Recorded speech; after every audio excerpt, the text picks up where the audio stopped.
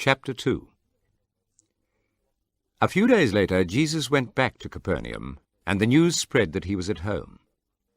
So many people came together that there was no room left, not even out in front of the door. Jesus was preaching the message to them when 4 men arrived carrying a paralyzed man to Jesus. Because of the crowd, however, they could not get the man to him. So they made a hole in the roof right above the place where Jesus was. When they had made an opening, they let the man down lying on his mat.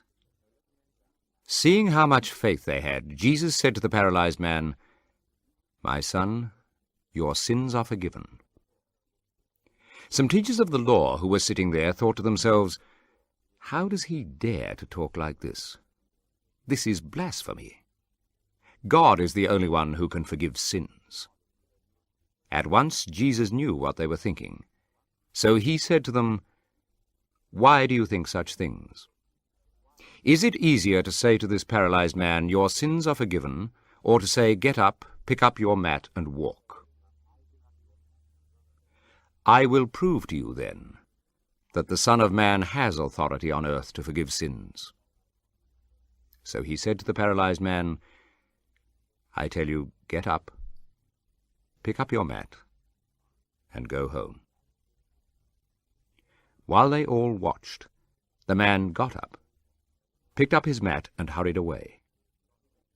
They were all completely amazed and praised God, saying, "We have never seen anything like this." Jesus went back again to the shore of Lake Galilee. A crowd came to him, and he started teaching them. As he walked along, he saw a tax collector, Levi, son of Alphaeus, sitting in his office. Jesus said to him, "Follow me." Levi got up and followed him. Later on, Jesus was having a meal in Levi's house. A large number of tax collectors and other outcasts was following Jesus, and many of them joined him and his disciples at the table. Some teachers of the law, who were Pharisees, saw that Jesus was eating with these outcasts and tax collectors, so they asked his disciples, "Why does he eat with such people?" Jesus heard them and answered, "People who are well do not need a doctor, but only those who are sick. I have not come to call respectable people, but outcasts." On one occasion, the followers of John the Baptist and the Pharisees were fasting. Some people came to Jesus and asked him, "Why is it that the disciples of John the Baptist and the disciples of the Pharisees fast, but yours do not?" Jesus answered, "Do you expect the guests at a wedding party to go without food? Of course not. As long as the bridegroom is with them, they will not do that. But the day will come when the bridegroom will be taken away from them, and then they will fast.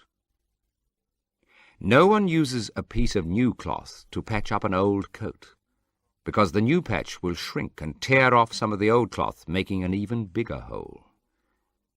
Nor does anyone pour new wine into used wineskins, because the wine will burst the skins, and both the wine and the skins will be ruined. Instead, new wine must be poured into fresh wineskins." Jesus was walking through some cornfields on the Sabbath. As his disciples walked along with him, they began to pick the ears of corn. So the Pharisees said to Jesus, "Look, it is against our law for your disciples to do that on the Sabbath." Jesus answered, "Have you never read what David did that time when he needed something to eat? He and his men were hungry. So he went into the house of God and ate the bread offered to God. This happened when Abiathar was the high priest. According to our law, only the priests may eat this bread.